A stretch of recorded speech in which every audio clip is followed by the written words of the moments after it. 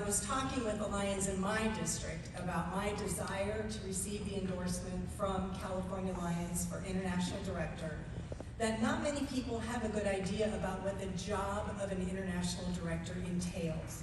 So I crafted my speech this morning around what I see as the main roles and responsibilities of an international director, and then I've added my skills, my abilities, and my qualifications that have allowed me to be successful in that role. So when we first think of an international director, we think of the fact that they visit our districts and multiple districts for conventions and other special events. So what does it take to be successful in that role? First of all, you need to be a good public speaker. You need to be able to get your point across in a concise yet clear way. Second, you need to have some Lions knowledge to share.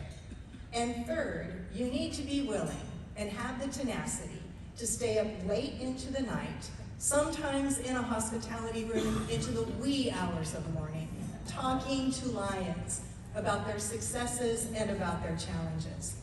I have to say that is my happy place. In terms of public speaking, my friends say I have the gift of gab. Maybe it comes from many years as a public safety dispatcher, I don't know. But I have no problem in terms of speaking publicly or privately one-on-one and having meaningful conversations. In terms of Lions knowledge, I've been very fortunate in my life as a Lion to have been identified as an instructor early on. Having said that, I've been invited to be on the faculty for 11 international institutes across the United States and Canada. I've also, during my time as a Global Leadership Chair for California, organized 5 multi-day leadership institutes, and I've served on the faculty for 8 of them. Now, I know we have a lot of Lions leaders and trainers in this room, and you know that when you are speaking and training, you not only learn from the material that you're presenting, but you learn from the feedback that you get from the Lions in the room. So I've been blessed to have lots of opportunity to learn a lot about our organization. I believe that I have a lot of Lions experience and knowledge to share. And there's one more thing that's come up more recently, and we see it on Facebook, and those are the challenges that sometimes are thrown at the visiting international guest in the name of making money for our foundation. I've seen people get thrown into the pool in person at my own convention. I've seen people, God love past International Director Kenny Barrett, making snow angels in the dead of winter in Minnesota. And I've also seen him throwing hatchets. Now that's a little worrisome to me.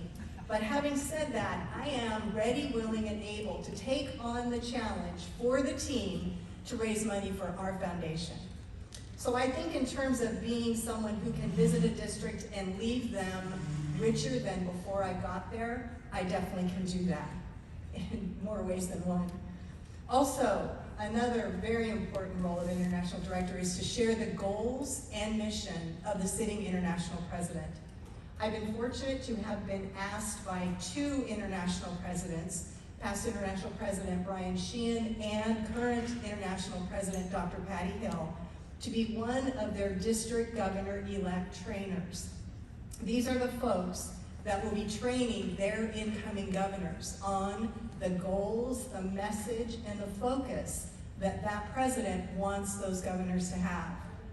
I served under Lion Brian in that capacity. Our training started in September, and we were just coming out of COVID. So we're doing all our training on little bitty boxes virtually. My district governors were from the United States, Canada, the Philippines, Australia, and New Zealand. So for the most part, they spoke English. Although I have to say the New Zealanders and the Australians threw me every now and then.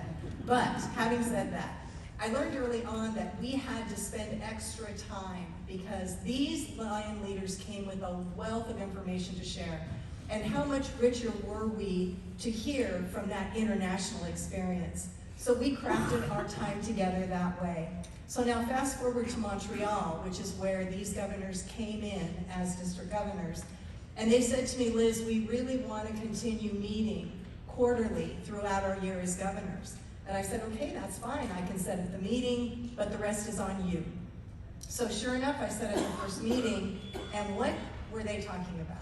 They were talking about their successes and their challenges in terms of implementing their goals, which were exactly what Lion Brian wanted them to focus on. So these meetings that we continue to hold throughout their year as district governor were incredibly meaningful for me because I felt confident that they were on the right path and doing just exactly what International President Brian wanted them to do. So in terms of sharing the message of an international officer, I believe I've been successful in that role and can continue to be successful in that role. Another role of an international director, which kind of happens naturally, is being a problem solver. And I'll give you an example from my own district. Several years ago, we were having a convention. Our international guest was International Director Joyce Middleton, and we started our election process, which is kind of important in terms of your convention. And lo and behold, our election process got a little into the weeds. So she came in, quiet, calm, professional, and got us right back on track. There was no finger pointing, there was no accusations, it was seamless. And that's exactly what an international officer will have to do if a problem arises, a critical conversation has to be held, or some other resolution needs to be met. And if I don't know how to make that resolution happen, I know where to go to find the information. So I'm confident that with my years as a Lion in terms of being a mediator within clubs and Lions in my own district, and also during my professional career in public safety, you know, people don't often come to public safety because they're having a good day. So oftentimes we are problem solvers in that arena as well. So I'm confident that I could be a problem solver regarding anything that came up during a visitation. Another role of an international director that we don't get to see as much, but is the fact that they are asked and appointed to serve on an international committee. So as an international organization, you know, we get people from across the world. Many don't speak the same language. So how is it that you can come together as a team and help move that team forward to the goals they've set for that day, or that year? So where have I had that experience? I was fortunate to serve as a past council chair, and we have several past council chairs in this room. So I know this will not be a surprise to you that sometimes they define the role of a council chair as herding cats. It's all about getting your 15, now 14 governors moving in the same direction, helping them set goals for the year.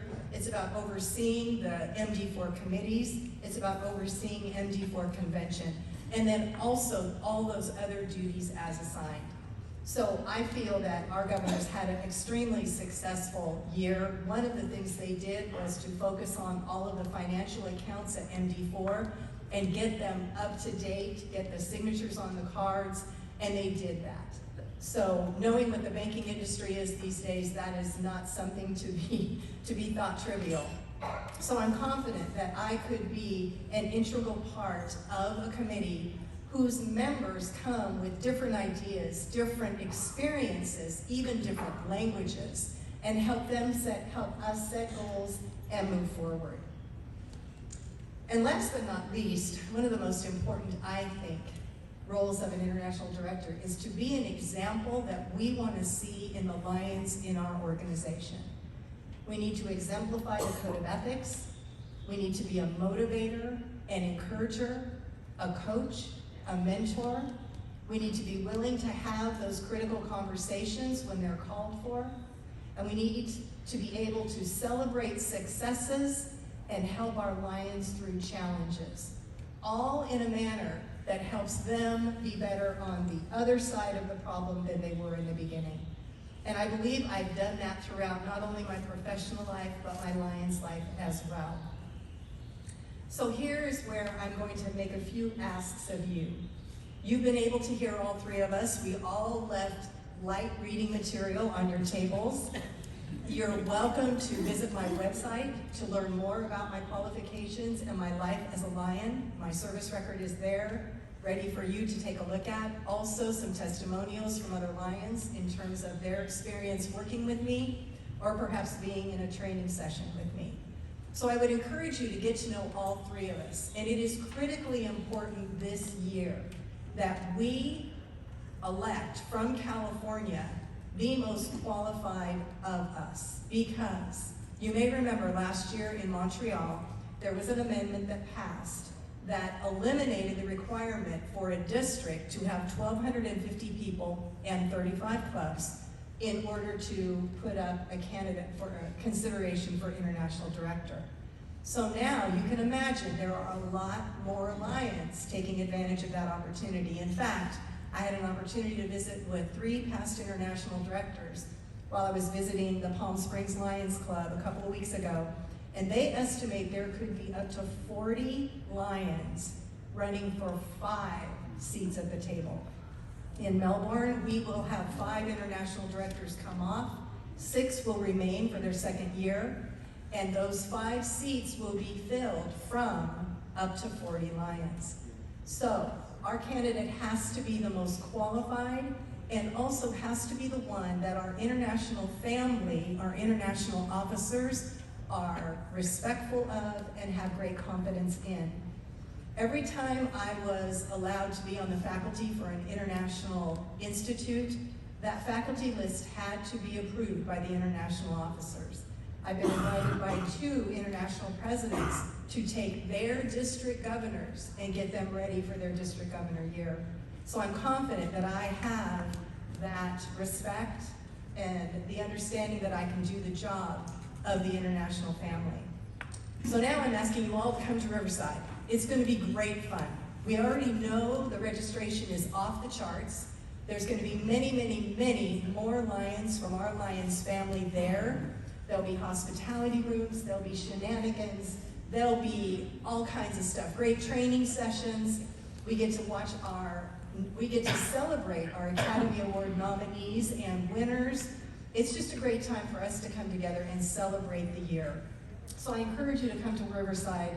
And then when it comes time to vote on the ballot, I would encourage you to vote for candidate number 2. I am in the middle, number 2, for Liz Crook for International Director for the endorsement from California. Thank you so much.